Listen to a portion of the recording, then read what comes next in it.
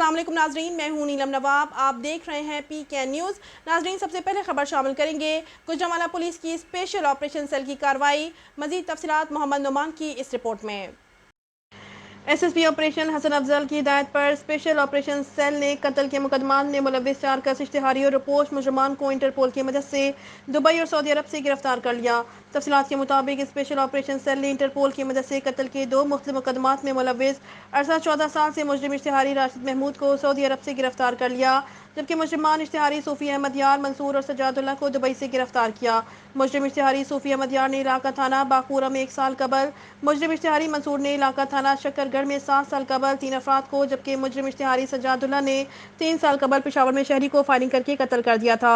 मुजरमान इश्तिहारियों की गिरफ्तारी के लिए इंचार्ज सेशन ऑपरेशन सेल और दीगरान पर टीम तश्कील दी गई। स्पेशल ऑपरेशन सेल ने पेशावराना महारत और जदीद टेक्नोलॉजी की बदौलत मुजरमान की गिरफ्तारी को यकीनी बनाया।